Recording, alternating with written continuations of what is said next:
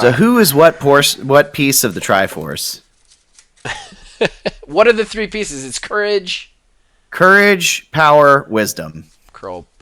Phil's power. Phil's got to be power, man. He's power all the way, baby. You got to be wisdom. I guess I'm courage.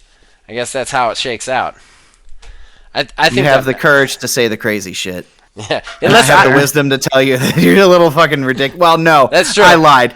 I don't. I usually don't tell you anything. I just let you spout your craziness and sit here in silence until you usually fail on your roll. Right.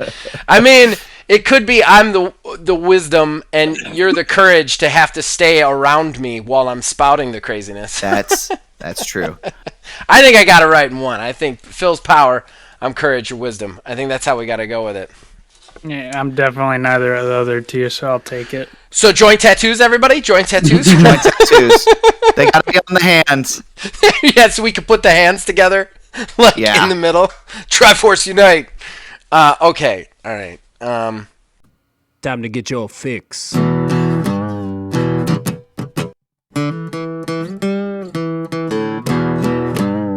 It's a horrible gaming podcast.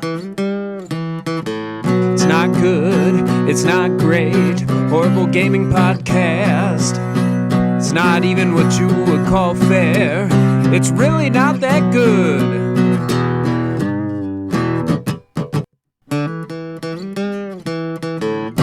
Horrible Gaming Podcast.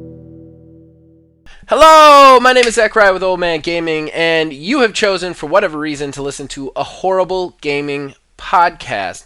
But I am not alone in this shit show, nor am I ever. With me is... Neil, a.k.a. a tiny wizard. But ladies and gentlemen, we got another person here. We got the foundation. The Triforce had to come together and unite for this episode. So we got the Buildmaster General. You know him, you love him. What's up, old man fam? Philbilly 330 here. Back again onto the podcast. It's been a while. It has been a bit. Thanks for coming on, Philbilly. Welcome, welcome, welcome, sir. We're going to have a lot of fun with Philbilly and Neil tonight because we're going to be doing what is going to eventually be annual, our Us versus the Year show. But we're going to get into that after we do some credits. Those credits are, if you're watching this on YouTube behind the fancy timestamps, you're going to see some fancy graphics. Any one of those that were custom made for us and not ripped from the YouTube like the dirty thief I am was created by Mr. Mark Bell, and we thank him for that. The theme song for this show and all of the shows here at OMG are provided by the man who makes the music, my brother, Nick Van Sliders, and we thank him for that. Horrible Gaming Podcast. Alright, so before we get into the talking points, we got to do the top of the show. The first segment, our most important segment, that's Fan-ter-action. That's where us, the co-hosts, talk to you guys, the fans, directly. We read your comments everywhere we get them, and we answer your questions, we argue with you, we riff on them, all that fun stuff. So let's go ahead and get into it. I'm going to start, however, from the podcast thread on Discord, in which Philbilly330 posts, Zach, how dare you, sir, relate the extremely important and well-constructed timeline of Star Wars universe to space garblegook. I can teach you. He also said... I can, young Padawan. I don't think I've ever been called young Padawan by anybody like 10 years younger than me. He also says, fuck Square Enix, which I gotta say I agree with at this point. I mean, they have very few things right now that give me any faith in them whatsoever as a company. You know, while we have Phil on here, what do you think about Eclipse? Did you watch the trailer? I did. I gotta see what it is exactly. I mean, I think it'll be good. I hope it'll be good. But I don't know if it'll be a me game or not. But because it's Star Wars, even if it's not a me game, I probably will play it. I mean, you played Star Wars Squadrons. What's that? You played Star Wars Squadrons, and that's not a game. Yeah, the ship combat's probably my least, favorite part of Star Wars, but I did enjoy Squadrons. But yeah, it'll be interesting to see what it is. I'm hoping that there's like combat in that game, like real combat, but it remains to be known right now. Yeah, with Quantic Dreams behind it, who knows what they're doing, whether they're departing from their norm or if they're going with the more Telltale style like they did with Detroit. But we've only gotten an announced trailer, so we have no idea what that game is going to be. Yeah, we're not going to see that game till at least 2023, I don't think. Oh, yeah, easy. I don't think so. So then we've got Asylum 66 back. Loving it. We got another one. Welcome back. Welcome to the old man fan, Asylum. You're officially... We'll send you a card in the mail. That won't happen. We don't have the money for that. We don't have the infrastructure for a card. We don't have any. I don't have stamps. You're honorary.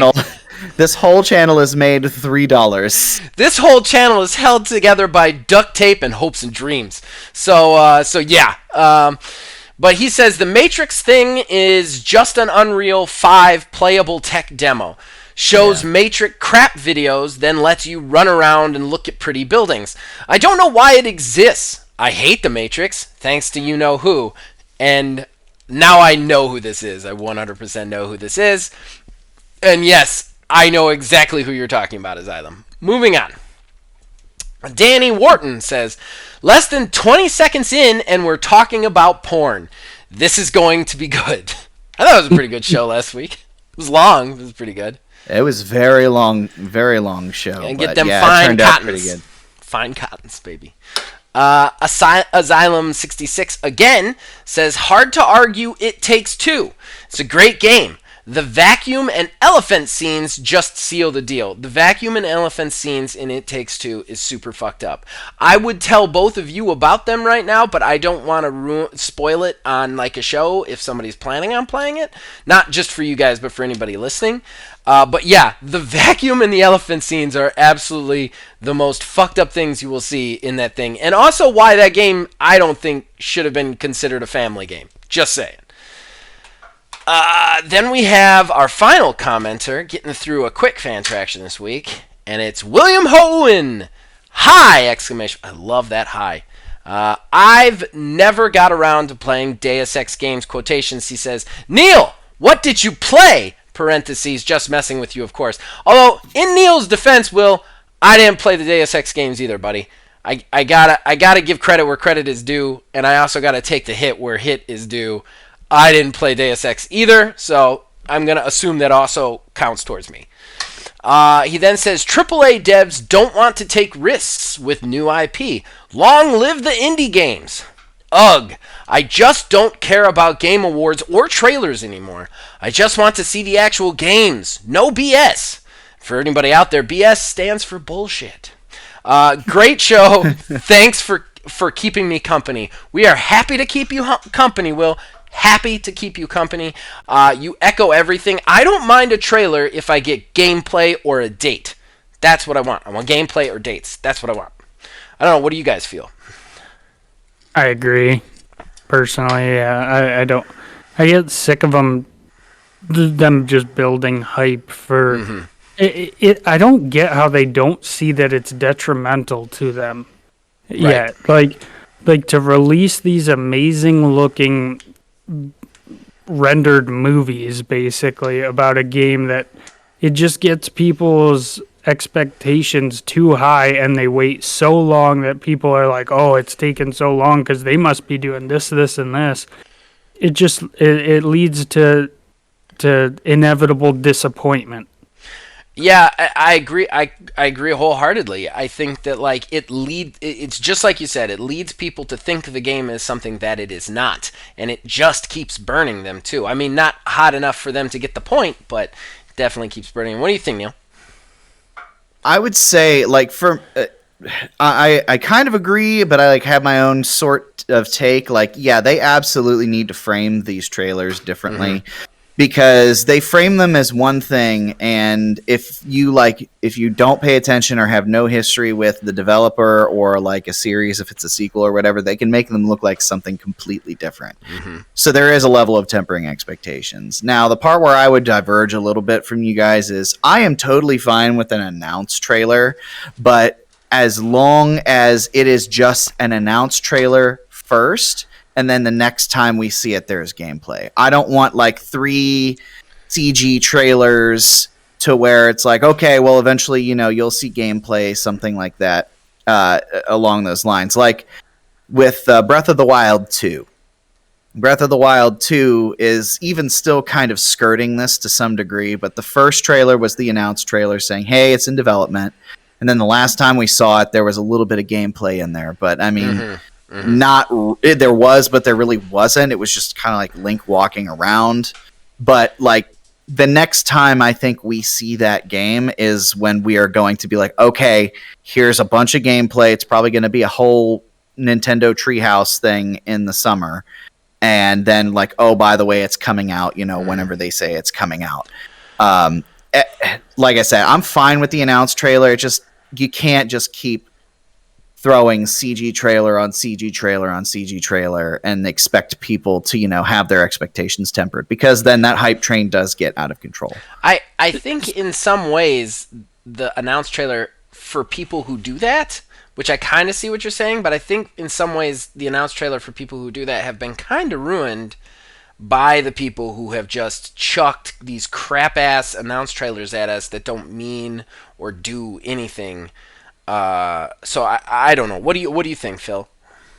Well, I agree. Like, I'm cool with announced trailers, but I think there should be some sort of unwritten rule. Like, if I see an announced trailer, that I can expect that game to be a thing next year. I'm fine with the announced trailer, but don't give me an announced trailer in 2021 to drop the game in 2024, because that gives so much time for, like I said, people to build this thing up in their heads and to only be like inevitably let down, because they never. Plus, sometimes the announced trailers, and I know announced trailers are always going to look prettier than the gameplay, but sometimes it's just like apples to oranges, and I don't know. It's just I think they screw themselves sometimes with the way they go about these announced trailers. I think that actually almost goes to Neil's point too, because Breath of the Wild, their announced trailer was the year before they did.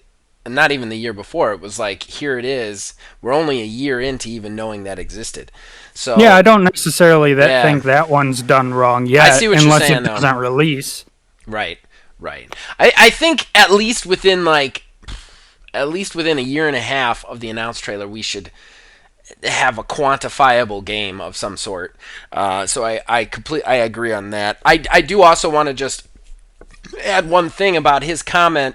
He said AAA devs don't want to take the new risk with new IP. Long live the indie games.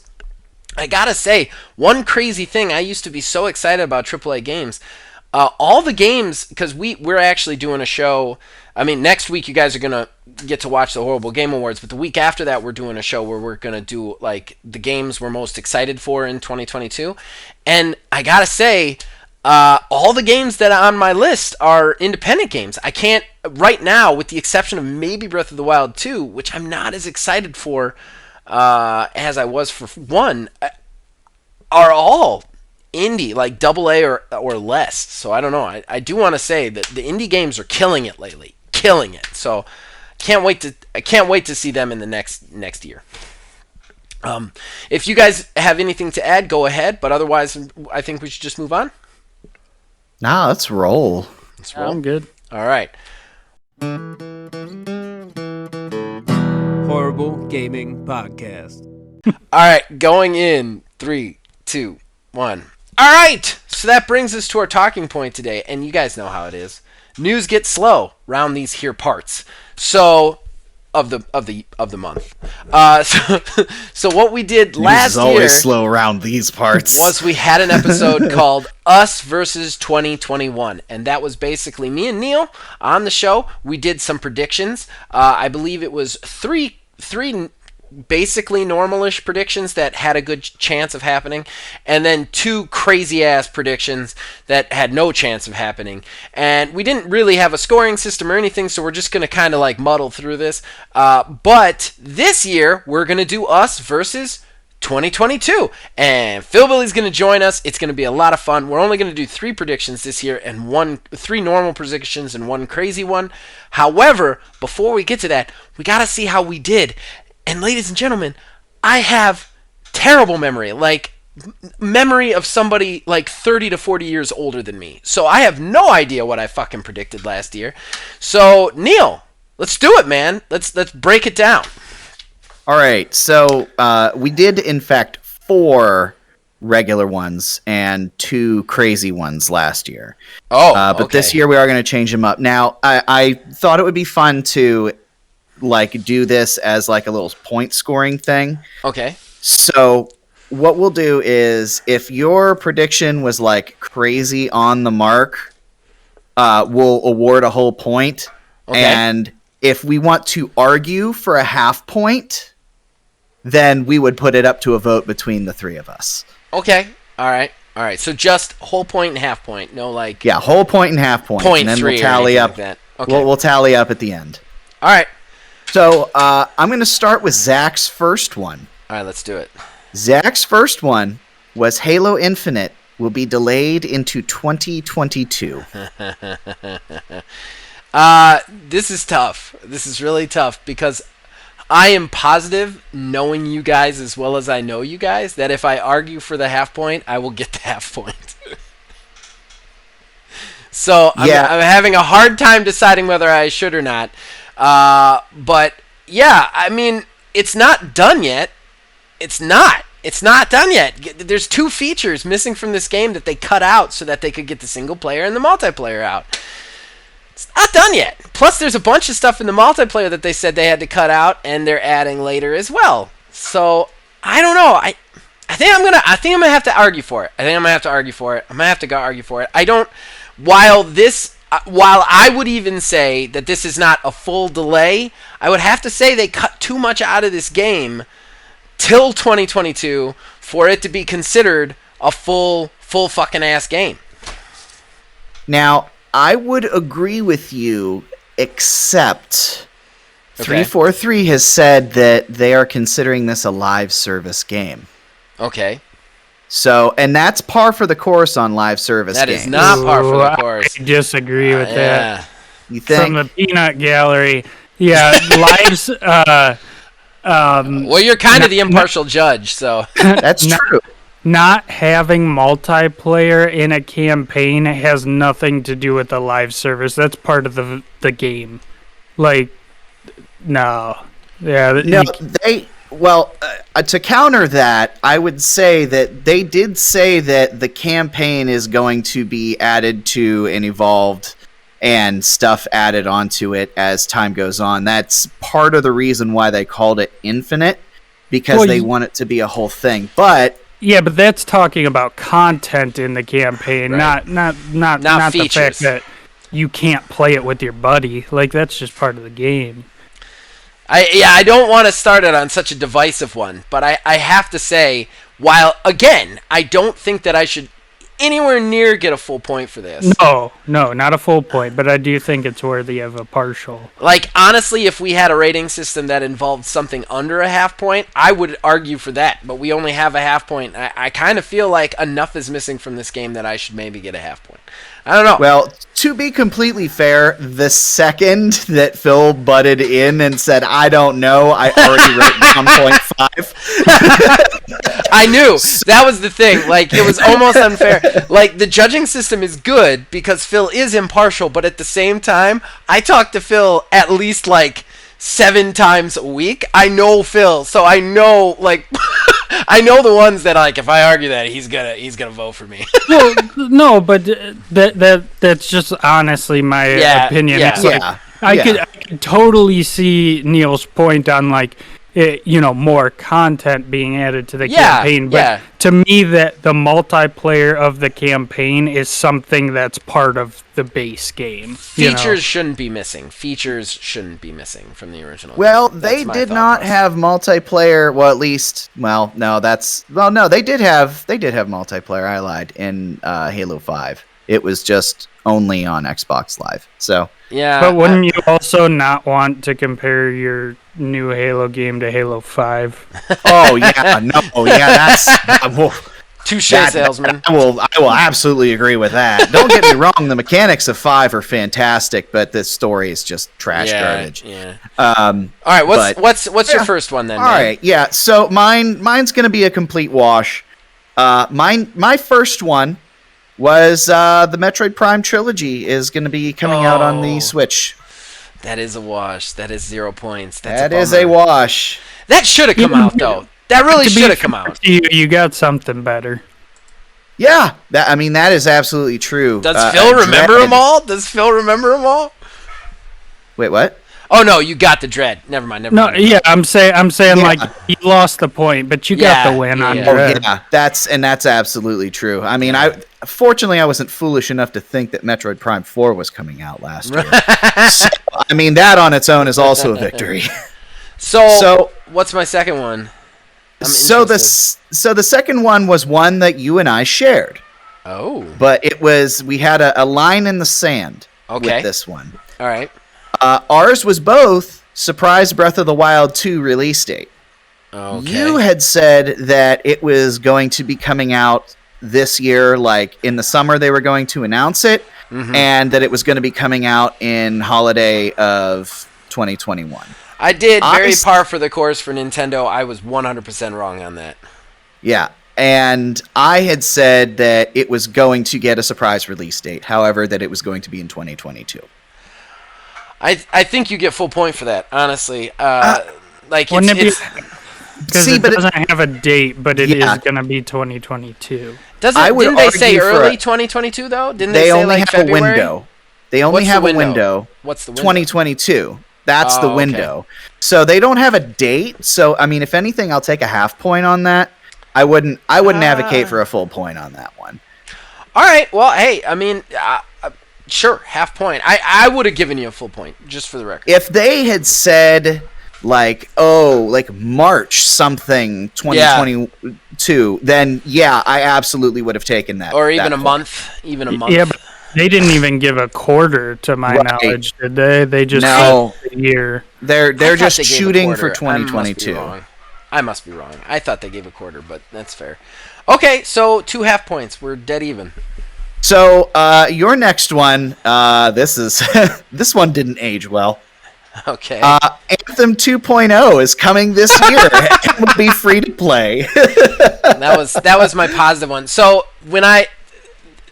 since this is obviously a wash, I'm gonna just really quickly give a little spoiler. Last year, the 2.0 thing and Anthem and all of that. So every time I do these, well, now every time I do these because I did it once, but I tried to put something positive on there because when I wrote them up the first time, it was just like doom and gloom and like this fucking game's gonna suck and nothing's gonna come out because I wrote them all right after Cyberpunk, so I was really mad. And then I was like, no, I want something positive on there. So the Anthem one I kind of took a chance on just to be positive, and I actually have one this year where I'm like, I need a positive one, and I made sure to have a positive one just to say that. So that was my positive, my Mary Poppins prediction. Yeah, and boy, It almost did happened. It almost happened. They were working on it. Yeah. Well, they had a meeting and then EA shut them down, and that's what's irritating is every developer on that project thought they were going to get to do 2.0 and then just weren't able to do it, which is kind of a bummer, real bummer. So my next one was a solid full point. Epic loses Apple Case. Yeah. Yeah, you got that. Yeah. Yeah, I mean, Which there is a lot of appeals going on right now, but yeah. Yeah, there's appeals, and I mean, Apple did have to like implement a thing to where like you can purchase stuff on other, but they've also filed, an appeal to that and this, that, and the other. But I mean, largely Epic did lose. Yeah, I mean, technically on paper, Epic lost. So you get the win, man. Yeah. You get the win. So you're up. You're up a point. All right. So next, you had Monster Hunter World 2 in early 2022. I'm really sad for you. Yeah, really that's a wash. I really thought. I kind of knew that wasn't going to happen. I really just thought knew so. it. the timing just seemed right, but they're just too focused on a Rise. And honestly, at the time when I made this prediction, they hadn't announced Stories 2 yet. And then when Stories 2 announced, I was like, okay, there's no one left to be working on that. So I just don't think they're gonna release that until Rise has done its full cycle. Like it just got its expansion. yeah. So I think it's gonna be another year. It might have been a little bit wishful thinking. A little bit of wishful thinking there. All right, that's a watch. All right. And then my next one, my last regular one, Sony unveils Game Pass competition. No, unfortunately. I mean, there's rumors of it, but we have no it's not solid. really unveiled. Yeah, there's no solid plans, anything like that. So, unfortunately. So now I we're might going have to given move you a on. half point on that. I might have given You would have given me a half point on that? Maybe. Now, see, the thing is, it's just, while the rumors might be credible, we don't know anything about it. If it's real, if it's coming out this year, we don't know anything about that. Right. So, I mean, the thing is we don't know if what they call competition. Right. We don't even know if that's really competition because we don't know enough about it. And I'll give you a little teaser into one of my predictions for this year. I already was mentioning to Zach about this. There's going to be a little bit of retread on my predictions for this coming year, and we'll get into that after a while. Okay, all right. So now the crazy ones.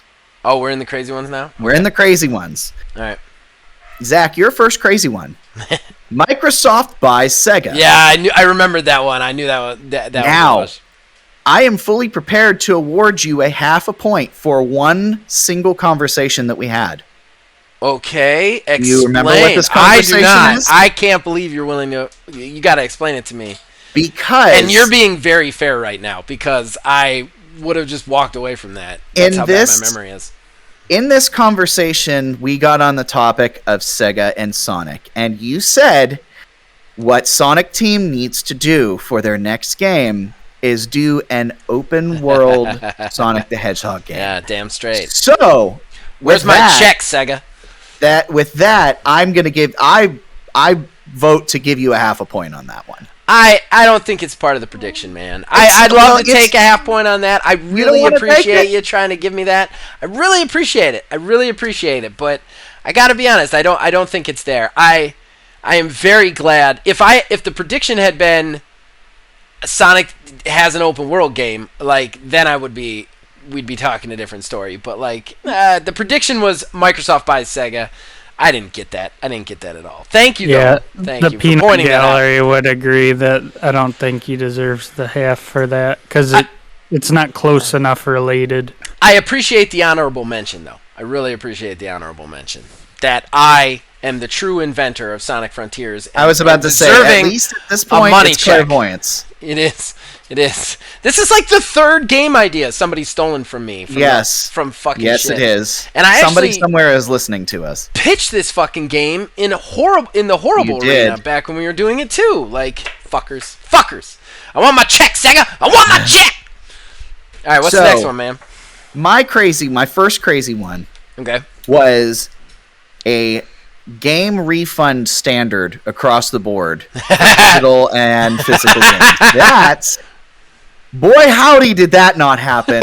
I was banking more so on the whole Cyberpunk thing for that to be a thing. Unfortunately, that did not happen because I believe you have yet to receive your refund from that's right, motherfuckers, from Steam and CD Projekt Red. So I understand where that prediction came from because this was just post Cyberpunk when we were doing the show.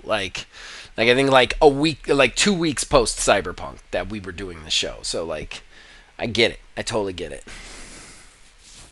So then your next crazy one, which is my last prediction, right? Yes, CD Projekt Red goes under. That was wishful thinking. They either go bankrupt or get purchased, and ironically enough, they have done the opposite. They have purchased studios.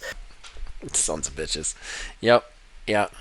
Yep. So, yeah. unfortunately, No, it's fine. um, It's fine. I'm at 0.5. 0.5. All right. I'll take it. I'll take it. so then my last one, I would move for a half a point on this one. Okay. All right. There will be a movement for unionization within the games industry, which we Yeah. know has begun at Activision Blizzard, with them sending out survey cards to gauge interest within the company for unionization, as well as multiple other game companies, standing in solidarity with those at Activision Blizzard. I would move for a half a point on that one, just because it's not super broad, and it's relegated to one developer Yeah. currently, but a lot of other developers are talking about it, and it's shining that light. And there's actual, movement on the ground for that to actually take place. Personally, I think you should get 0.5 on this. I think I would give you a full point if everybody was talking about it, but right now it's literally just the Blizzard Activision employees, but there's a lot of them, and it's been in the headlines that they're looking for union. I think you should get a half point for this, honestly. I don't know. What do you think, Phil? Yeah. Yeah, I agree. And no one really saw the unfortunate reason that you get the half a point, but yeah, Yeah. you definitely get it. Yeah, it's definitely a half point that comes out of the blood of others. Like, it's not, it's not fun. It's not a half point I take lightly. So, with that, the final tally is Zach, Yeah. you got a half a point, And you got 2. and I got 2 points. Yeah, congratulations, man. You won fair and square. I wanna don't appreciate feel like you. I won 2021. Nobody won 2021 from all aspects and angles. Really, what we've learned is neither one of us can predict shit very well. We'll see if Phil's any better. That was a hard year to predict anything, though. It was so true. dull. And so many things were up in the air when we were predicting it too, because Cyberpunk had just gone fucking crazy, and it was just very crazy time, Yeah. All right. So, you know what? We're going to take a quick break now that we've got the scores out of the way, and we'll come back and we'll do our predictions. We'll start with Philbilly since he's been patiently waiting. And, we'll be right back. Horrible Gaming Podcast. All right, we're back. We're back with the predictions. Us, the Foundation, the Triforce versus 2022. Just one more time, each one of us is going to get 3 kind of might happen predictions. We have to be as specific as possible, meaning we can't just give like little game delays or this will release on time, stuff like that. We also have to be very specific with the situational events. And then one crazy one, which is just batshit out of the walls, like we think this insanity is going to happen. And then next year we're going to check back, which means I'm going to make Neil listen to this again and write it all down, and then we will come back and see how good we did. But as far as prediction goes, Philbilly, you have been very quiet. You listened to us go through ours from last year, so why don't you go ahead and give us our first normal prediction from you? Alrighty. Well, my first normal prediction for 2022, I think that Bungie has got to do something. I think Destiny is, while it's still alive, it's starting to dwindle and starting to hemorrhage players. So I do think sometime in 2022 that we will see a reveal of matter in an official capacity. So like, not just like we all know, I think 2018 the game was talked about, Bungie's MMO, but I think 2022 is going to be the year that we officially get it'll probably be a trailer or something talking about matter, that's going to be their new game to kind of take over the spot that Destiny holds for them. I have never heard of this game. What? Oh, really? Wait, what game again? Say it one more time. Matter. Matter? Yep. I've never heard of this game either. Now I gotta go check this out. Shit. I'm really excited. Like Google Chrome it is. I didn't know somebody could say a name of a game that I didn't know. Jesus Christ. Like, even though I don't play everything, I know about just fucking everything. Matter. Yeah, Okay. I believe they talked about it in 2018 originally, and it's another like MMO style, like MMO in the way that Destiny is an MMO, you know? Right. That's The first thing that comes up when you Google it is, what is Matter? Bungie stated that they intend to release their next game franchise by 2025. And they filed a trademark in 2018 for a game named Matter. So it does say it's a code name, but I mean, I don't think we would hold that against you because whatever, it's their new IP.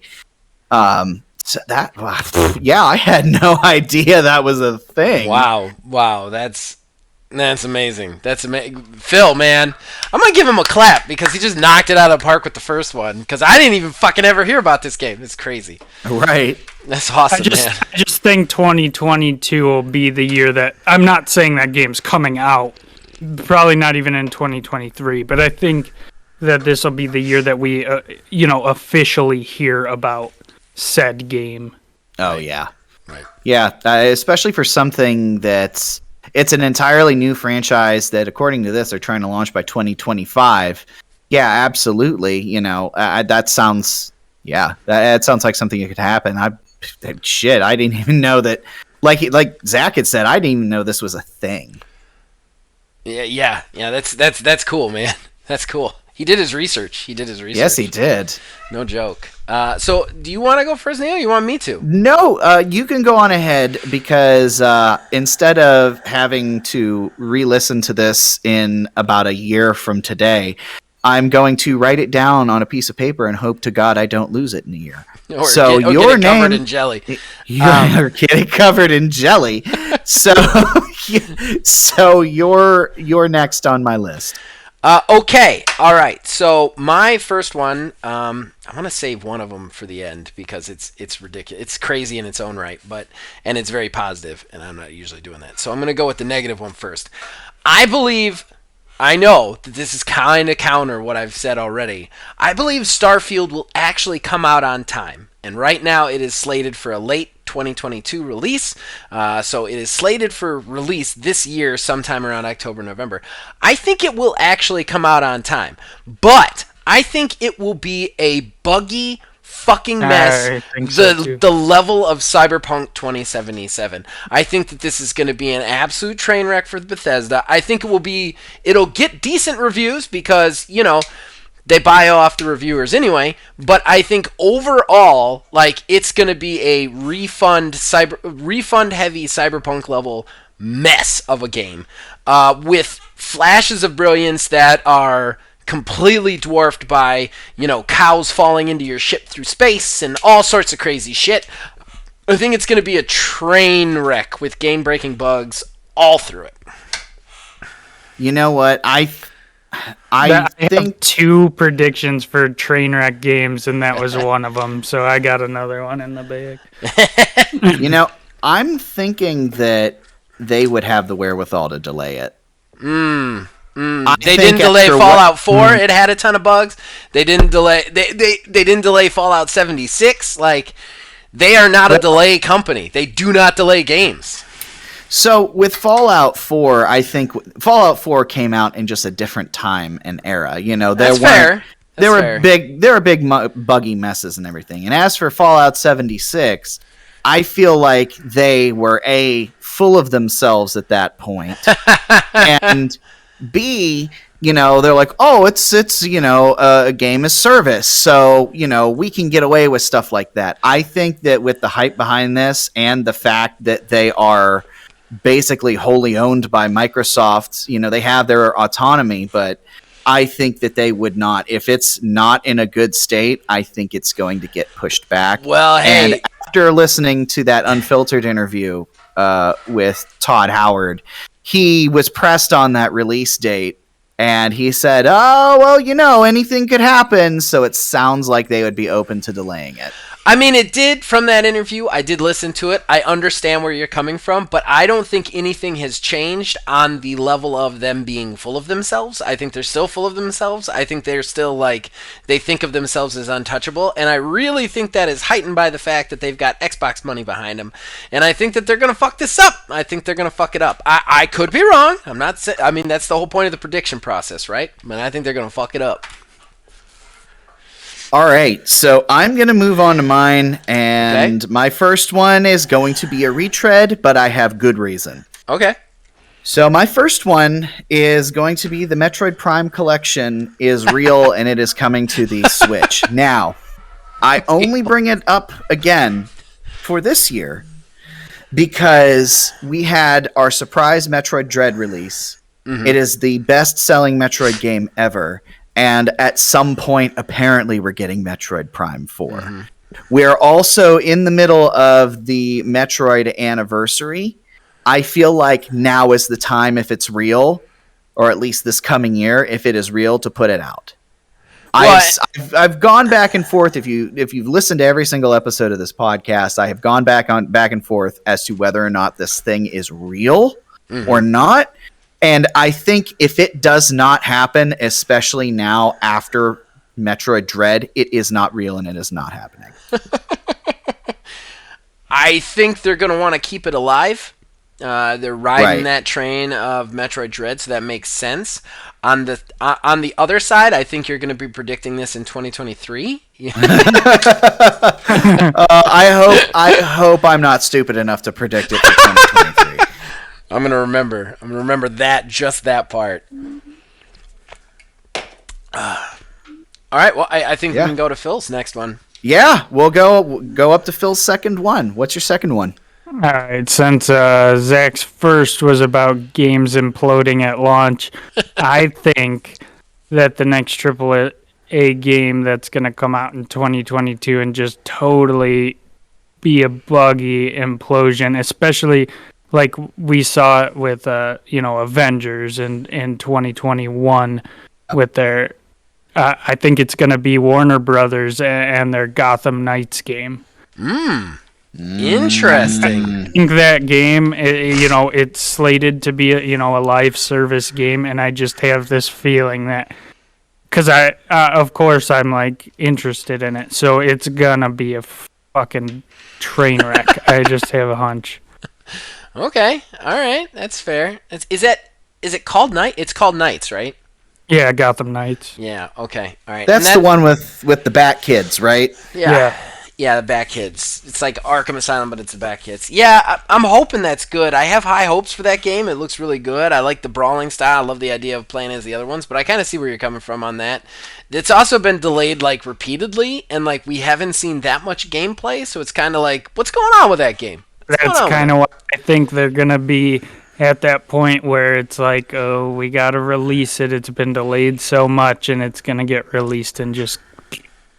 Right. Warner Brothers is good for that sort of stuff. Yeah. They're very good for, well, we need to put it out, these are the same people who copyrighted a mechanic for games. Oh. Yep. So mad. Yeah. Patented. Copyright's patent's way worse than copyright. I'm sorry, Mr. Legal. No. I'm not trying to get on your shit, man. I'm not trying to get on your shit. I'm just trying to make it clear how bad it is that they did that shit. So who goes? Is it me again? It's you. Yeah, we're on you. Okay. All right. So the rumors have been circulating, and they just keep circulating because literally every year, for like the last 3 or 4 years, Xbox has acquired somebody. They acquired Bethesda this year, I think, and then last year they acquired a couple more places, and the one before that was where they went on their spending spree and bought like 12 fucking studios. So you just see it on Twitter. It's constant, like the assumptions of who Xbox is purchasing. I don't think they're going to buy anybody this year. I think they're finally in a good position where they don't need to purchase more studios. They have relatively great exclusives coming out regularly all year this year. So yeah, I think they are not going to buy anybody. I think they are going to just tread the course. We're not going to add any new Xbox game studios this year. The only reason I think that counts is because they've literally bought a studio every year. There's been a major acquisition for them every year for the last 3. Yeah. That is an interesting prediction. That's definitely not a prediction that I would have expected. I know. But I know. they'll end up buying the Sonic makers this year. Sega. They'll make this will be Sega. Sega. I'm glad you put a rationale behind it, though, because I was getting ready to interject. Yeah, I mean, they bought... I thought about it for a long time, and I was actually... Originally, my prediction was going to be, like, who they were going to purchase this year. And then I was like, they purchased somebody every year. They bought Bethesda last year. The year before that, they bought... I can't remember who they bought the year before that. I looked it up, but now I don't remember. And then the year before that is when they bought all those studios, like Obsidian and fucking everybody. And, like... They're just like, if you, I know you guys are not big on Twitter, that's fine, neither am I, but I peruse it for game news. If you look at the gamers and everybody, it's just constant, like, who's Bethesda gonna buy, who's Phil Spencer gonna buy, they're gonna buy IO, they're gonna buy this, they're gonna buy this, and it's like, I think they're just not gonna buy this year. I think they're finally gonna stop their insane mad spending spree, and just, they've finally got their first party exclusives where they need it to be. I think they're gonna go through, I think they're just going to be quiet and calm. Yeah. All right. Well, my next one would normally be a wild one. Okay. But with everything going on, I think I'm confident enough to put this in a regular prediction. And this is wild that I'm even in this point. My prediction is that Bobby Kotick is going to be removed from Activision Blizzard. Okay. With everything going on, he's now he was on the board of execs at a Coca-Cola and they actually voted to not keep him on the I told you Coke wasn't going to put up with that shit. Yeah, it is starting to this poison is starting to leak out everywhere else. And I think eventually, like, if not the board members, the shareholders are absolutely going to start, kicking ass and trying to make some changes. Because they've already said that, there's a couple state treasuries who rely on the shares have said, like, hey, look, we're not trying to deal with this because our pensions rely on the profitability of Activision. And if the board won't do anything, we will. Right. I mean, that's an interesting prediction. I'm a cynic at this point. Because I had it written down too. That was one of mine. I have others, but okay.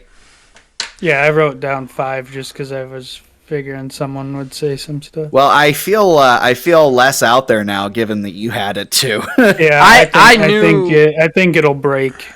I think it'll break too.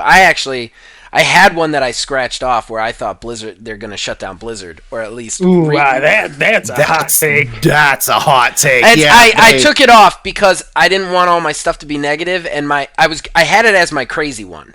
And my crazy one's different now, but I had it as my crazy, and the thought process wasn't necessarily that they were going to like Blizzard was going to cease to exist so that they could mitigate the damage. Plus, they've delayed all their games recently, and what they would do is just move it to a new studio, start a new studio, like they relocate the people, start a new studio like 3 months later called, Cold Wind or something, and then release the games through there, like have them finish it so that they could try and get out from under it. Yeah, like some shit like that. I mean, fucking Facebook rebranded as Meta. Like, that's how they do shit. They just rebrand. That's how they do shit. I was like, they're going to fold Blizzard and rebrand it. No, we're not Blizzard. We're Cold Wind. We're Cold Wind. Cold Wind. We're Frosty guys. Frosty guys. We're Snowstorm. So that was going to be my crazy one. Avalanche Games. Avalanche. I think Avalanche is already a thing. Avalanche is that does sound promoted. It is. I believe they're under Bethesda. I think they're a studio. Okay.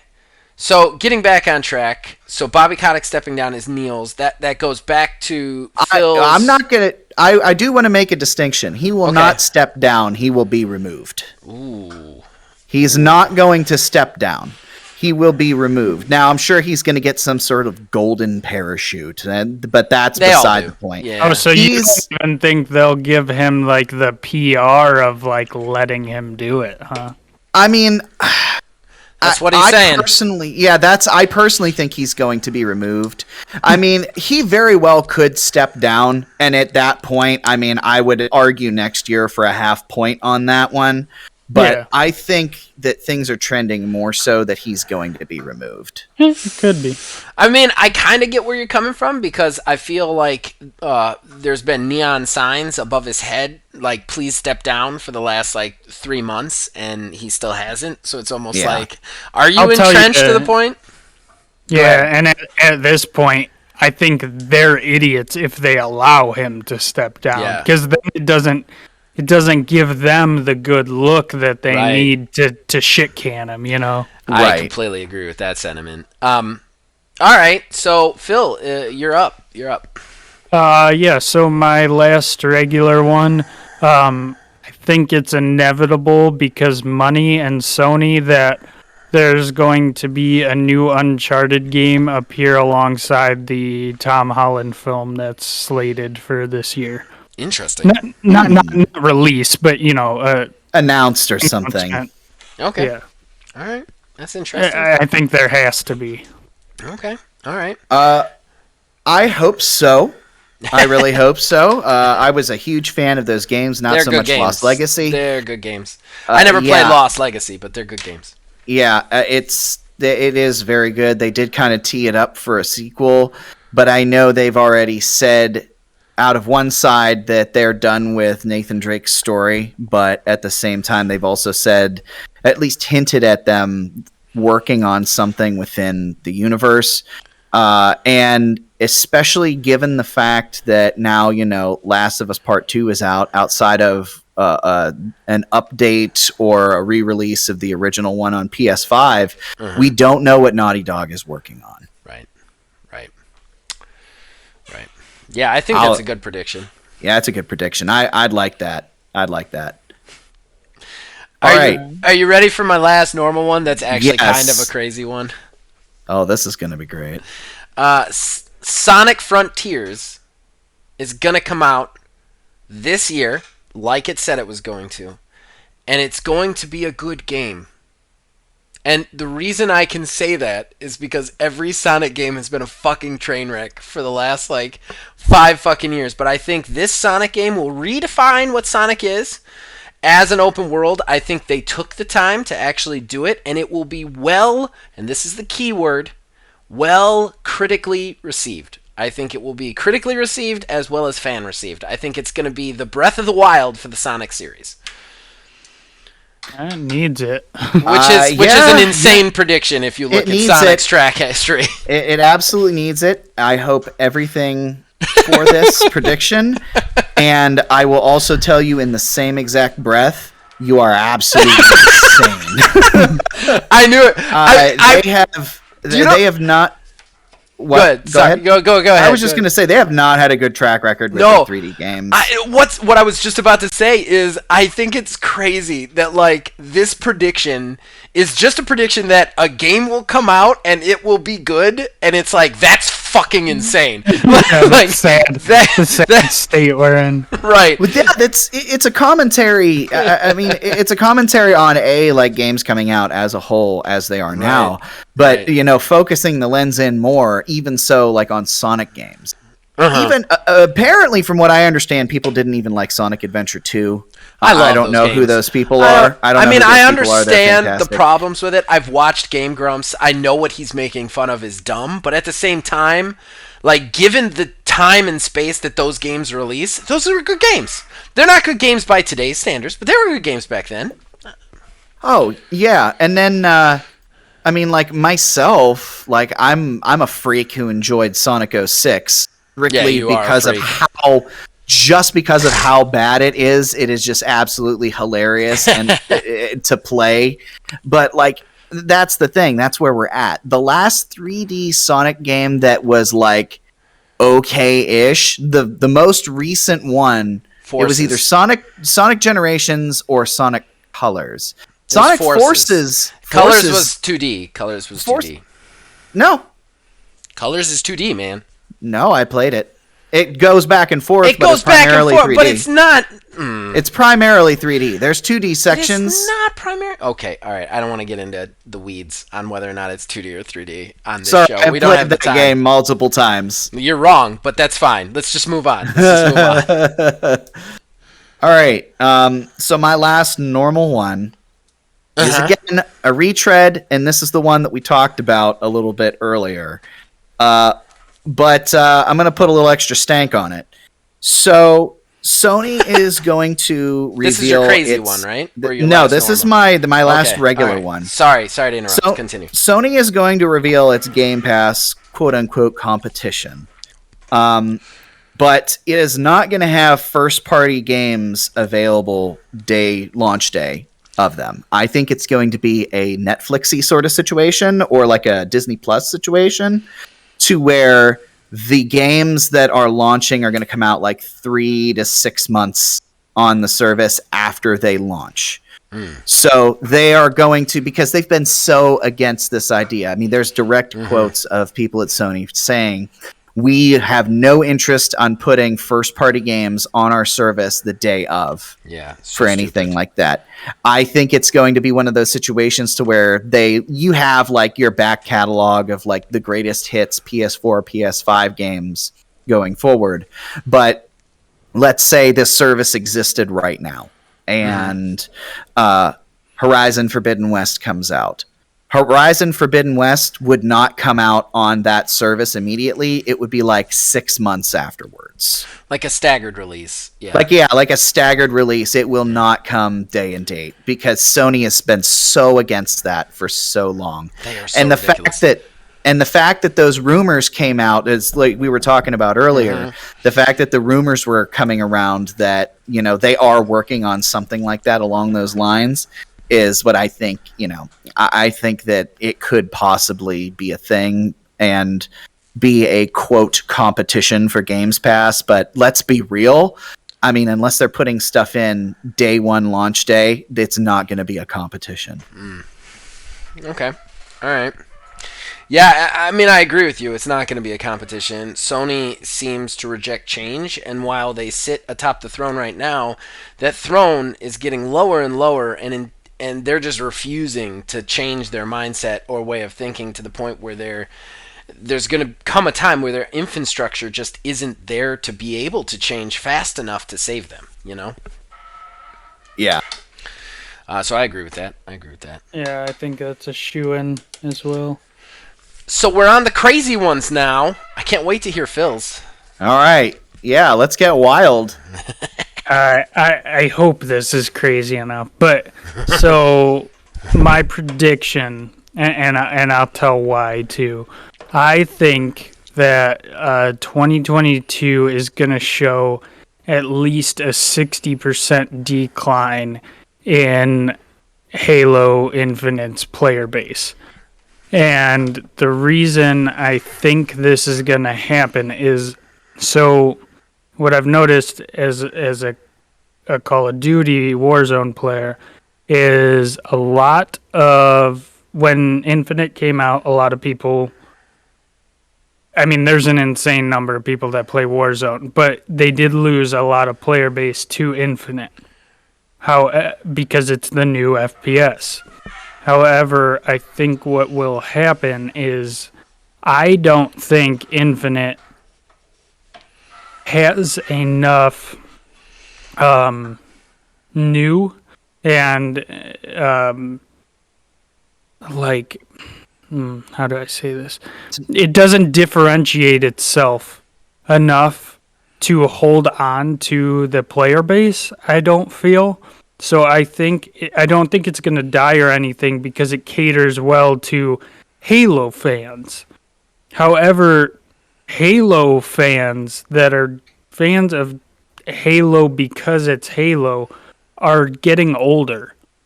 Like the in my opinion, the 15 to 25-year-olds today, I wouldn't consider them like Halo fans because Halo. They weren't alive for the beginning of what what Halo was. So I think that Halo Infinite's lack of evolving is going to hemorrhage players. Hemorrhoid. Hemorrhage players, because it's not going to compete in an FPS level with games that are out there, in my opinion, like Warzone or like Call of Duty / Warzone, and anything new that may come out. There's just too much missing, in my opinion, to hold on to those people. So I think it'll hold on to the Halo fans, but I don't think its numbers are going to continue to thrive. The Halo fan inside of me is screaming right now, but the logical, side of me, I see absolutely where you're coming from. Mm-hmm. I mean, to your point, those like 15 to 25-year-olds, their first real exposure to a new Halo game was Halo 4 or Halo 5. Mm-hmm. And Halo 5 has like I had mentioned, the mechanics were good, but that, again, it just catered more so to the main player base of Halo and kind of fell off, somewhat pretty quick, I would say. So as a result, Halo's back. Everybody's talking about Halo. Everybody's moved over to that for a while. But unless they get a whole bunch of different stuff, like I know they're going to have their seasons, they're going to have their events, they're going to do all those things, here and there. But the base game, the nuts and bolts of what Halo is, has not been around enough for that younger generation.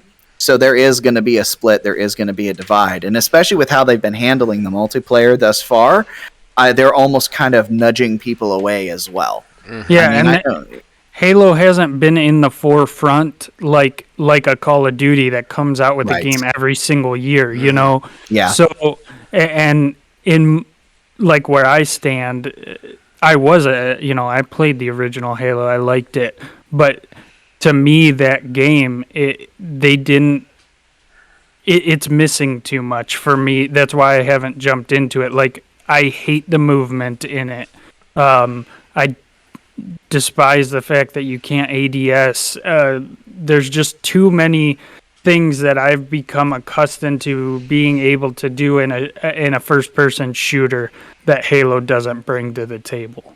Well, and you also tack onto that the Battle Pass system, which they say they're fixing, but is kind of a mess, and the fact that they are still missing some features of like how you create a map, how you create a level, not create a level, but how you like create a match.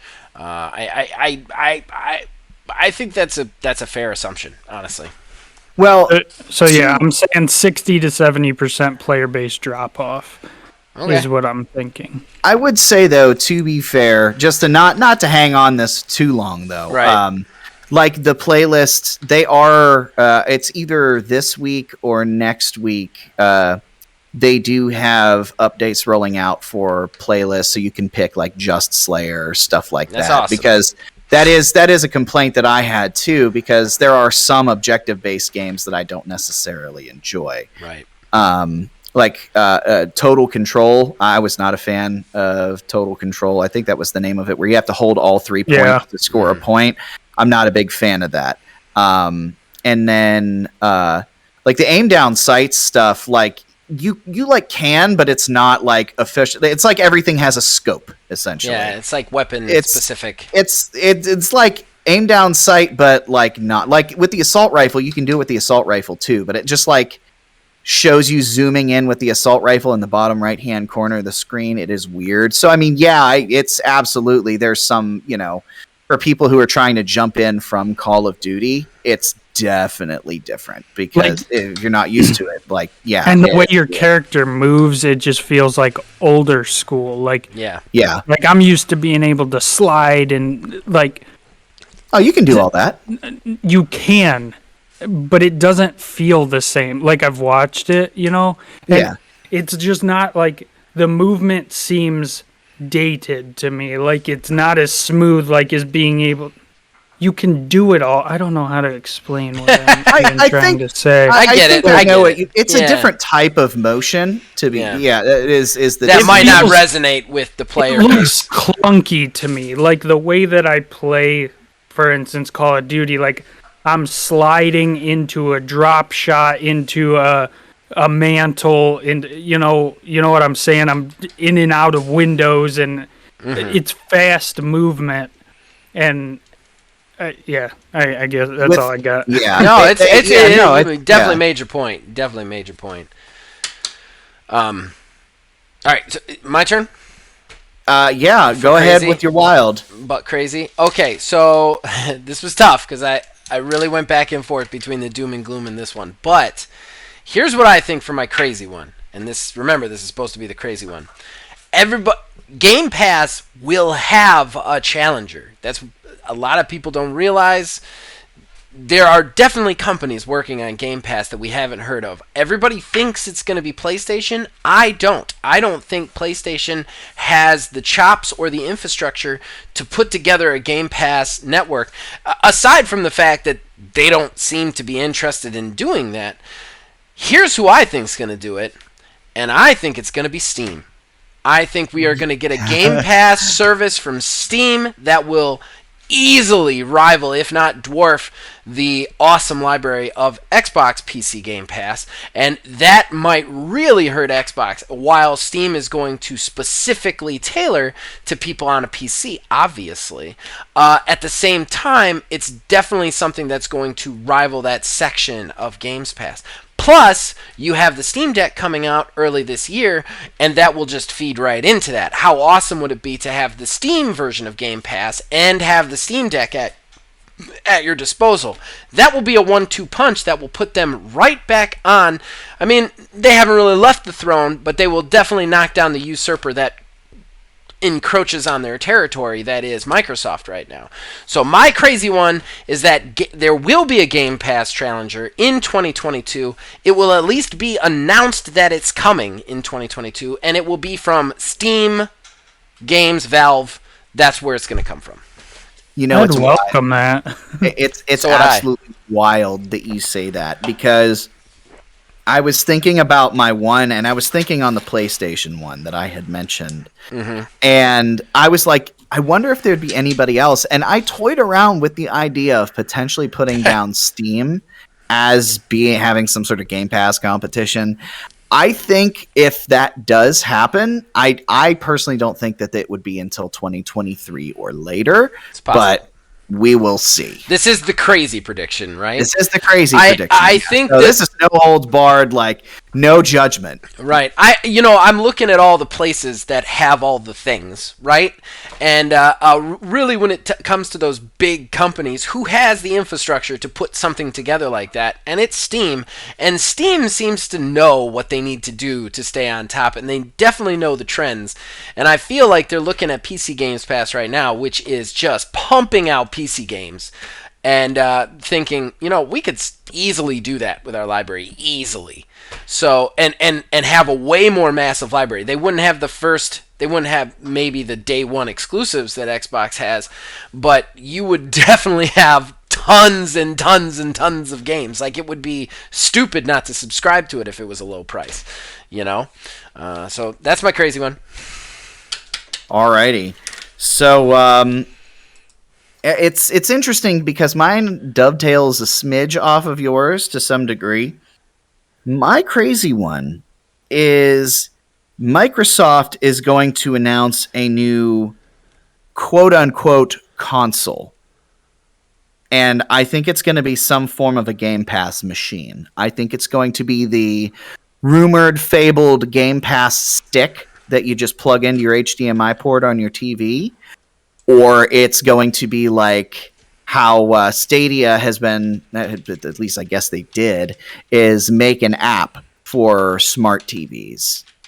I think Game Pass is going to move into that realm, and they are going to do that this year. And the reason I say they are going to do that this year is, and it's a crazy one. It's because nobody can get their hands on Series X consoles. And I got to say, are we doing, this is a brief aside because I don't know whether or not I want to mention it now. Are we doing odds and ends? Yeah. Okay. Well, we'll get into that in a little bit then in the odds and ends. But nobody can get their hands on Series X consoles. Even Series S consoles are hard to come across from time to time now. For a minute, they were kind of available. Mm-hmm. And what makes it extra crazy, I feel, is that they would catch so much shit for putting out something like that right now when people can't even get their hands on those consoles. Mm-hmm. I agree with that. How would they handle like the? How would it be handled? Like, for instance, your computer, has a graphics card that handles everything and a CPU. What handles it on that kind of platform? It's just data. Yeah. Really? You're talking about the cloud, the X Cloud, right? Yeah, basically, yeah. It would be like a streaming. Yeah, no, I guess I didn't clarify enough. It's not like a physical machine that you download. It'll be for Game Pass, like Project X Cloud situation.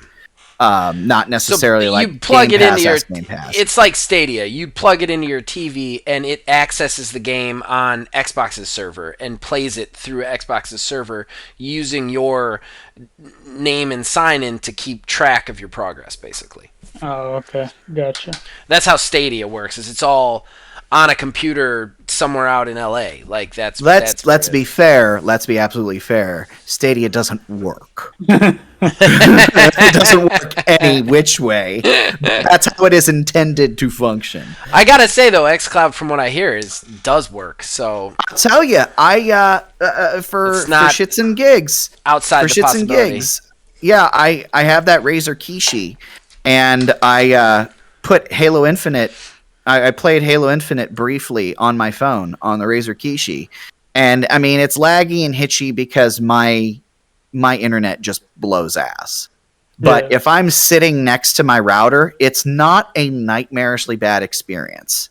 So that's the problem is just making sure everyone has the internet capacity. Oh yeah, and that's the biggest hurdle. That's absolutely the biggest hurdle with Game Pass or with Project X Cloud. That is.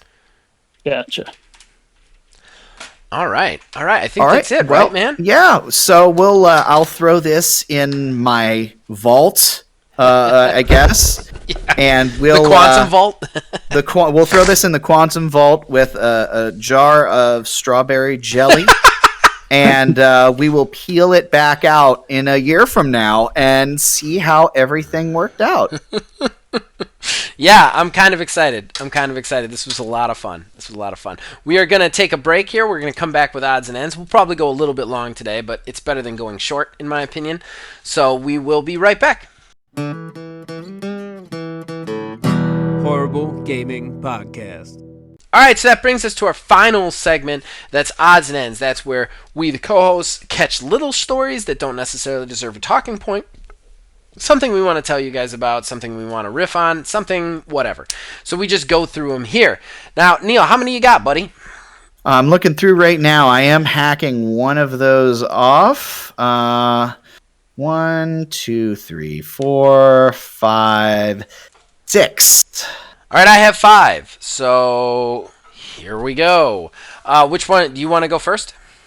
Yeah. All right, knock it out, man. So we had wondered for a hot minute about it because there's the company D-Brand made these PS5 faceplates for a while. They did it, and then Sony's like, "Hey, you better quit that." And they were like, "Okay, well, try and sue us." And they changed some stuff, and Sony's like, "We mean it. We'll sue you." And they were like, "Try it, whatever." They were really trying to get Sony to get them into a fight.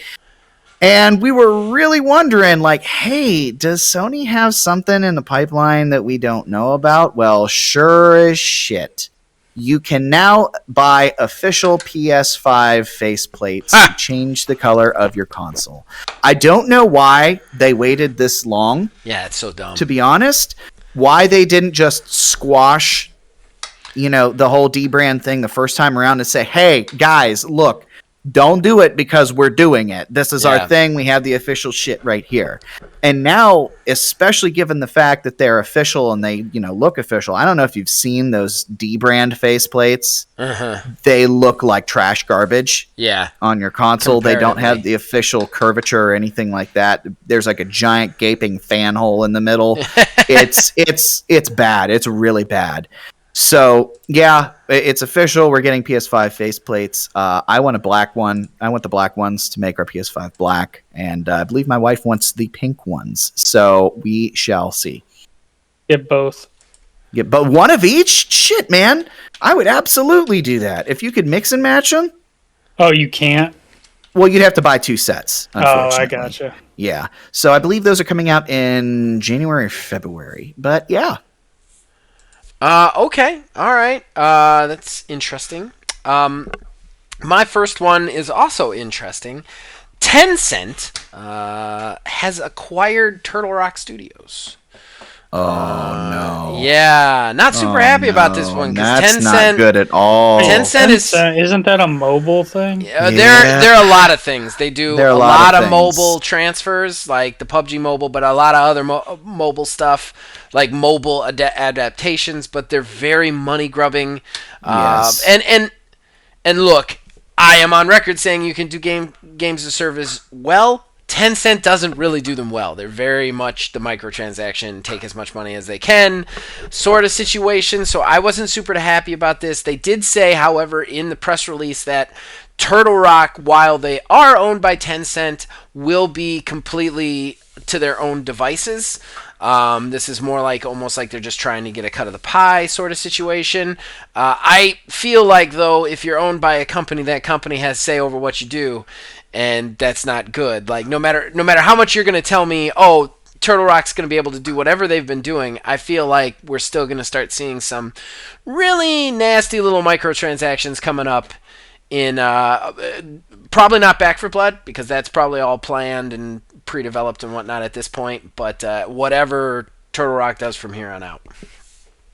I don't know. I think that they would have the balls to put it in to put it in. They Back might. 4 Blood. They might. I don't think we're going to see it right away just because the ink just dried. No. I think that, and it depends on how much of a tail end Turtle Rock has with Back 4 Blood. Like, they have a lot of DLC planned for this game too. I think they're almost approaching Back 4 Blood kind of like a games of service.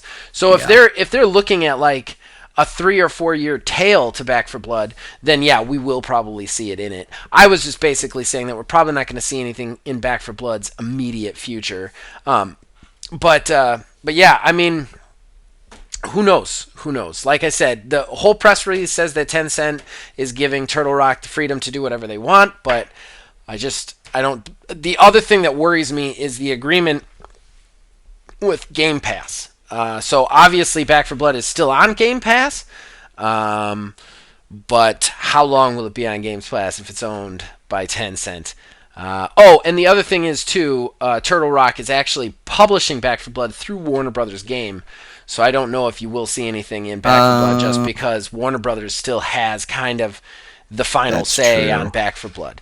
But I don't know what we'll see from Turtle Rock in the future, whether it will be in Game Pass or something else, and how much nasty shit will be in it. I hope none, but who knows?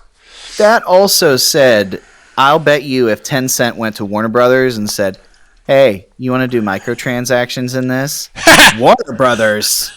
Warner Brothers are the one. They'd be like, yeah, dude, let's do it. Yeah, that's fair. That's fair.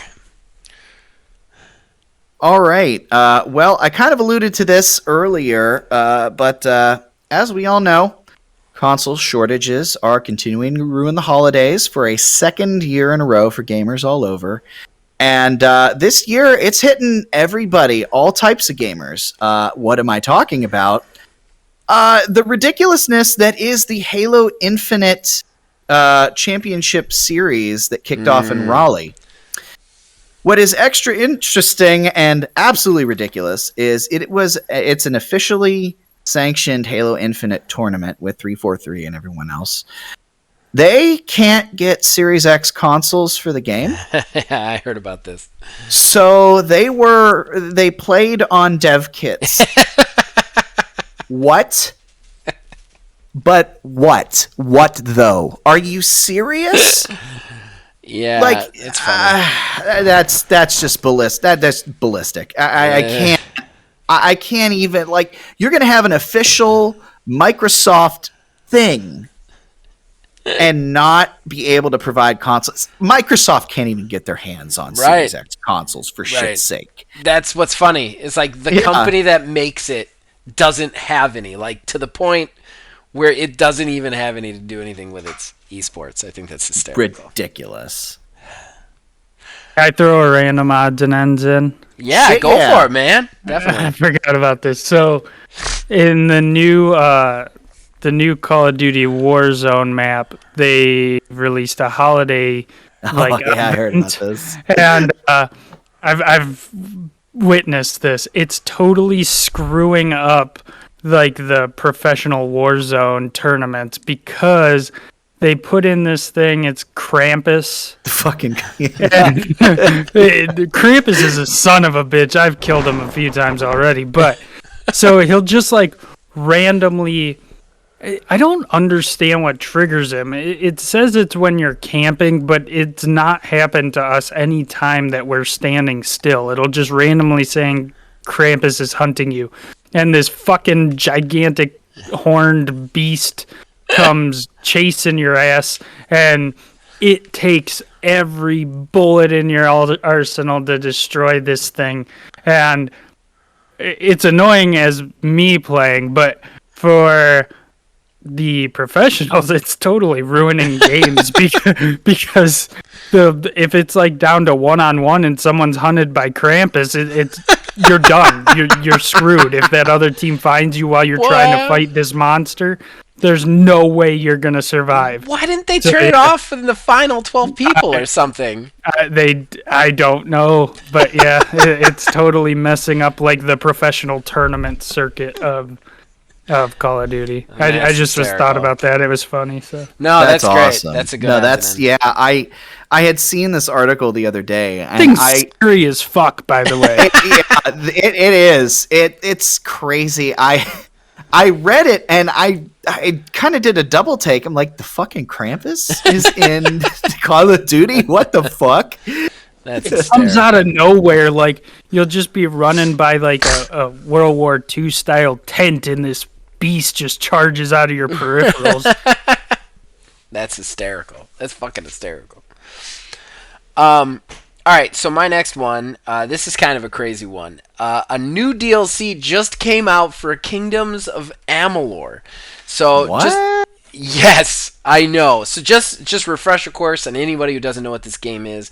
It was a medieval open world game that was developed by a company that was started by baseball player Kurt Schilling, who loved video games. But they overspent on it, and then while it was popular and it did get critically received, they could not make back the money that they needed to keep the doors open. So literally the company shut down while releasing this really, really good hailed game. I actually purchased it. I loved it. It was a lot of fun. This game died off because I can't remember. Like, it just went away. There was nobody making it. I don't remember who has it now, but somebody purchased the rights to it and then re-released it as Kingdoms of Amalur: Re-Reckoning. So they re-released this old game. That company has gone ahead and made a full-blown DLC for that game. This game is like 20 years old at this point, I think. It's really old. I don't think it's 20 years, but it's old. Full DLC that expands the level cap. It expands the entire mythos. It expands the bosses, the lands, the weapons you can get. It basically it's basically the sequel to the game in the game itself. And I just thought that was really interesting. That's wild. I mean, but cool as hell at the same time. It is. It's called the Fatesworn DLC. So anybody who's interested in that or has Re-Reckoning for some reason, go check that out. But yeah, it's the Fatesworn DLC. I've also never heard of a DLC being released for a remaster, which is or not a remaster, No, a remaster, not a remake. Yeah, a it's remaster. it's a remaster. Yeah. I've never heard of a DLC being released for a remaster, which I think is kind of crazy. All right. So, on to my next one. This one's crazy and makes me feel stupid. Somebody made a virtual CPU inside of Minecraft. A virtual Yeah, I saw that. 8-bit processor. I saw That that. you could play games on, right? Yeah, there's an image of somebody playing Snake on it. The builder's name is, I'm gonna butcher this, Samiyuri, but like seriously, you know, I have to say too, like even my my one little cousin was over at my grandpa's house for his birthday, and he was showing me this Minecraft stuff that he was building, and he actually like mathed out a portal to come to an exact block from where he built like one end of it or something like that. To be fair, I never played Minecraft. I don't know how a lot of it works, Right. but this is as it was described to me. And then especially after seeing this, people are smart, man, and I am just an idiot because They're I smart couldn't. and they have a lot of time. I have a lot of time, but I yeah. feel bad for this guy too, because think about the level of beautiful mind shit this guy had to do to make this thing, and he ain't gonna make a thing off that. Nobody's gonna give him money for that shit. Like that. No. That's crazy to me. That he was just like, I have to make this, like some sort of Close Encounters thing. All right, so my next one is, guess what? More shitty cyber. I haven't done a shitty cyberpunk odds and ends in a while, so I'm glad I get to do this. I'm glad I get to do this. So recently, Keanu Reeves, the man who voiced Johnny Silverhand in Cyberpunk, and more well known as John Wick, awesome all-around dude, just in general, great movie star, was interviewed, and in concert with the new Matrix movie coming out. And they straight up asked him, the interviewer was like, hey, so we were just wondering, like, what your take on Cyberpunk was, given, everything that happened with it and stuff like that. And he's like, I've never played that game.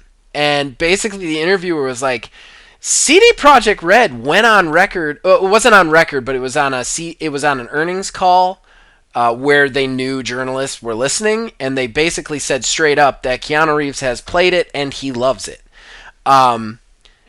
They said that CD Projekt Red said that, and he was like, I've never played that game. I don't know what to tell you. I'm not a gamer. I don't play video games. I've never played the game. He's like, I've seen the script and I've seen some of the dailies and some of the stuff they were showing me, but I've never actually played it. So CD Projekt Red lied that their not their titular star, but their most important star of the game never actually played the game. Yeah, and I'm not surprised.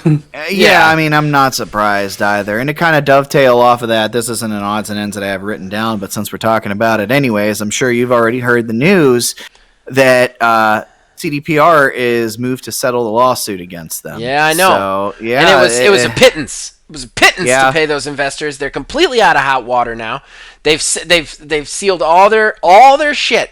They were being investigated and everything. It's I tell you, it definitely makes me lose faith in everything going on with Activision right now that the right stuff will happen. Because CD Projekt Red lied to everybody, released shit, lied again, and nobody cares. Nobody cares. They bought their way out of it. They bought their way out of it, and it's fucking bullshit. Yeah.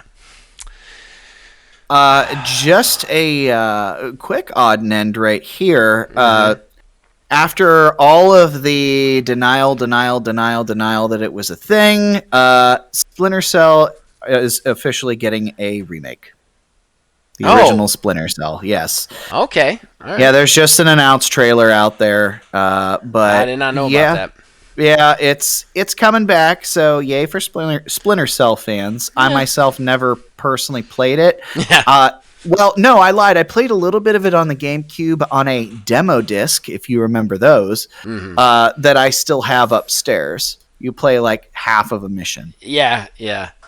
I mean, great for them. Yeah. I think that's a nice, quick, easy one.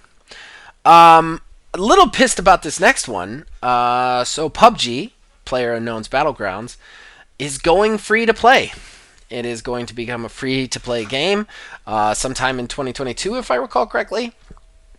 I paid $20 for it. I'm a little bit irritated about that. Is that game still like well alive? It's alive enough. Like, it's one of those that I don't think will ever quite go away, but will never dominate the way it did before. You know what I mean? Yeah. I still think it's like a step under Fortnite sort of situation. It's just one of those that'll always have its player base, but it's never quite going to be what it was when it first started. Still, going free to play, well, we paid money for it. Like, do we get anything out of that? Like, that's a little irritating. I mean, I guess it's 2 years out, so it doesn't really matter, and I'm not going to go into arms about it after this, but a little miffed about it. A little miffed. Yeah. At the same time, though, I'm not overtly surprised. No, neither am I. Not at this point. Yeah. No. So here's a bizarre one. Here's a neuroengineer named Victor Toth, and he has done something very interesting. He has trained rats. He has trained rats to do what? He has trained rats to play Doom 2.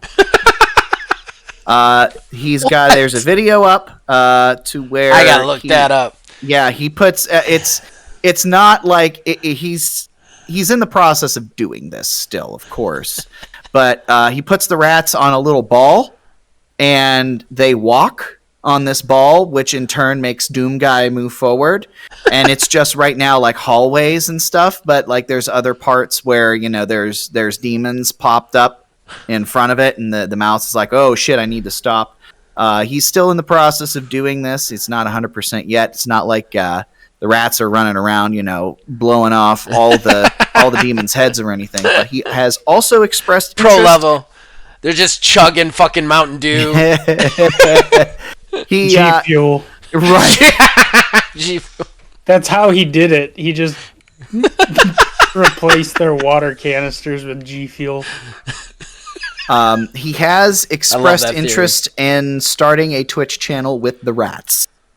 That would be. He'd probably make a ton of money. He would Yeah. I'm not gonna lie. I'd tune in at least once. At least once yeah. to get me in, just because I'm like, I gotta see a fucking rat play Doom. All right. At the same time, did you follow when Twitch Plays Pokemon was a thing? Twitch plays Pokemon. No, Oh man, you didn't hear about this? no, I didn't hear about it. No. I Okay, didn't know. so it's a little complicated to describe. Okay. But essentially, the screen would be lit up with like sectioned off sometimes into zones that were lettered, and in the chat, people would spam whatever letter it was that they wanted it to go, and it was a program that made it so that the character would go and do the action. So like up, down, left, right, A, B would all be tied to something in the chat. Okay. And whatever order things came through was the buttons that were pressed. So slowly, very slowly, Pokemon was being played by the Twitch comments section. Okay. And what's fucking crazy is they eventually beat Pokemon. It's got to be archived somewhere. I swear to God, that was my first experience with Twitch. Was Twitch Plays Pokemon? I was following that shit so close. That's fun. So That's close. actually interesting. It was so unique, and it was just like it was fun to watch.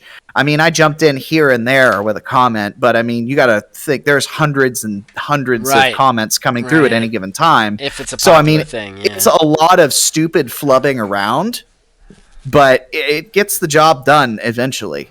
That's yeah. That's kind of cool. That's actually kind of cool. Weird, kind of cool. Very weird. I thought you were gonna say they got him to fuck. Like that's where I thought that was Yeah, going no, somehow. no. I was like, they immediately got them to start banging. Oh, the rats. I don't know. That's a separate thing. But yeah, the Twitch Plays Pokemon thing. Yeah, they. I think they did other games too. Twitch Plays, whatever other games. That's interesting. That's interesting. Okay, so my last one is really obnoxious, and I don't want to see this. And again, just want to say, games are themselves. They do not need to be another thing. You don't need to make a live action show out of them. You don't need to make a movie out of them. None of that. Just do the game. Just do the game. And none so much as the fact that Netflix has purchased the rights to create a live action Mega Man show. Stop it. Oh, No. God. Stop it. I'm not lying. No, stop. This is You're not a news allowed. story on IGN. That is real. Netflix purchased the rights to make a live action Mega Man show. What the fuck is that gonna be? That's Yeah, fucking what are you insane. gonna do with that? No, exactly. Like, that is a video game. It's a pure video game A thing. live action too? Right. Not even Maybe a cartoon. Right. Like, I'd be like, all right, a cartoon, I'll watch it. But live act, what are they going to put Ryan Gosling in the fucking silly blue helmet and have him run around throwing his arm at people? Like, come on, dude. It's fucking ridiculous. It's fucking ridiculous. Yeah. That's my I last did one. like Mega Man as a kid though. That was a good game. I love Mega Man, man. I love Mega Man, Mega Man X. Great fucking games. All right, and I have one more. All right. And then we can wrap this thing And up. it is the worst one out of all of those that I've said. You always save the last one to be. Yeah, terrible. so It's like, this one's gonna spiral, so let's save that for the end. yeah. So as we've already alluded to, Activision sucks, and to just stage more discontent for Activision as a whole. At this point, it was 2 weeks ago that this happened, I believe.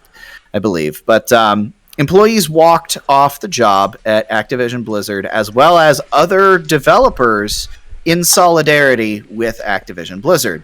Okay. And of course, because of that, as we've already talked about, there's been the push for unionization to actually begin with interest cards in circulation throughout employees. And of course, Activision already knows about it. So they're kicking their union busting up. And higher up management has begun sending out emails to employees asking them to, quote, think about the consequences of their actions to Of course they are. unionize. Of course. Why not send threatening emails at this point? I mean, like, honestly, on the long list of shit they've done at this point, like, this is like dropping, like, sure, why not? Did you see what we're accused of? Yeah, we'll send some. Yeah, I'm not threatening really email. surprised at all by that. Yeah. Every company does that when someone says the word union. I Yeah.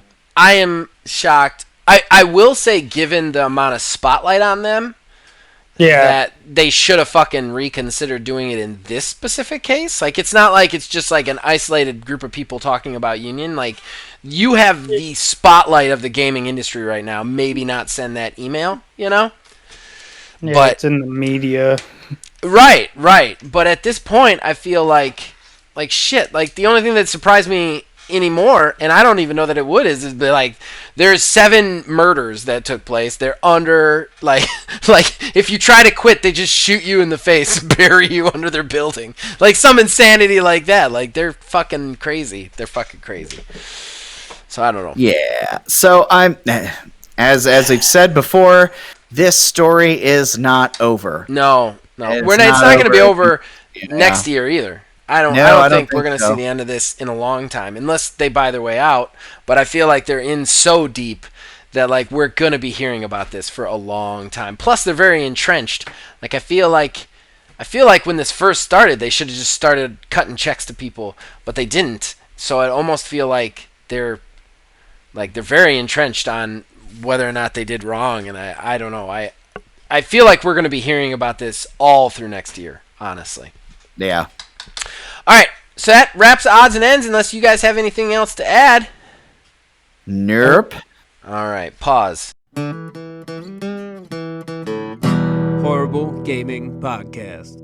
All right, so that brings us to the end of the show and the shameless self-promotion that comes with it. We want to say big special thanks to our power member of the Triforce. That would be Philbilly 330 for being on, sir. Thanks for being on. You are going to come back. You're going to be with us for the Horrible Game Awards. We already know that, but you're also going to be back in 2 weeks when we talk about our most anticipated games. But is there anything else you want to talk about? Anything else you want to plug, buddy?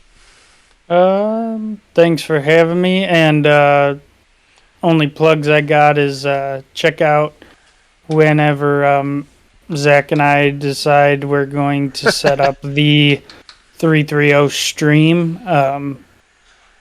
Not sure which game we're going to be starting with yet, but We flip it every time we talk. yeah, we have a new idea every time. But yeah, we're going to be streaming on both Twitch and YouTube. So you can come hang out with us there when we do that, and we'll get Check out ni- either one of our point of views. a nice playthrough going. And also, I will be jumping back into the Warzone streams here in the near future, probably right after the holidays. So That is awesome. I think we were going to try and do the 330 the Thursday after this goes up, but we're not going to promise anything, guys. We're not going to promise anything. Holidays are rough. So given that, definitely keep an eye out for that. I'm very excited to do that with you. Neil, you got anything you want to plug, sir? Yeah, it is real. It has been foretold. It has returned. Halo Infinite Road. The first 2 episodes have been recorded, and we only did 2 because we had other things we had to record. Yes. But we are going to be doing more beyond that, but it has officially begun / Yeah, returned. Merry Christmas, bitches. It starts Merry bitches. starts this Thursday. That actually does start this Thursday morning. Yes. So please check that out. You were done with your plugs, right, sir? Yeah, I mean, I only ever plug one thing. That's all I really have. So, that and this. As far as the channel goes, you guys know what we have. You guys know what we offer. I'm going to plug a couple of quick things, though. OMGW is back right now. We're running some episodes. We're going to try and keep it going all the way to the season finale. The next episode has just dropped, in which we see the North American Championship defended, and it's a great, awesome match. Then... Also, probably the last review until the new year, I reviewed The Gunk. It was a roller coaster of emotions and experiences, and that review goes up, went up this Monday. So I'd love it if you guys check those things out. As far as the big plugs, I do want to plug our next show. The show directly after Christmas will be the Horrible Game Awards, the 3rd annual. We've got celebrity presenters in here. We break down the 2021 and before and everything we loved this year. And we hand out some awards that literally nobody who made these games is going to care about. But nonetheless, we do it for you guys, so please tune into that. And then a week after that, so 2 weeks from this one, we are going to have Philbilly back in the Quantum Studio, and then we are going to tell you guys what we're most excited for in 2022, the games we're most excited for. So please come back and check that out. And then for the final rigmarole, you guys can let us know if you liked the show. Let us know if you didn't in the comments below. You can also contact us on Facebook at OldManGamingDH, on Twitter at OldManGaming9. You can join our Discord. The link is always in the description below, and you can influence all of our shows from there. You can also check me out on Twitch, twitch.tv/OldManGamingDH. And of course, as long as you guys keep watching and listening, we'll keep making it. Merry Christmas. We'll keep marrying it. We'll keep marrying it. I tried to say Merry Christmas too fucking early, so Merry Christmas, everybody. Merry Crisis. And fuck you, Neil. Bye, guys. First, we have to discuss me and Neil's predictions from last year and how good we did, right? Yes. And you have all that down, correct, Neil? I have it in front of me. All right. We're going in. Somehow with jelly on the paper. I don't know how I did that. Jeez. I really have no idea how I did that. Like, I know I made. no, wait. sandwiches. Did you? How are you 100% sure it's jelly? Did you give it a little lick?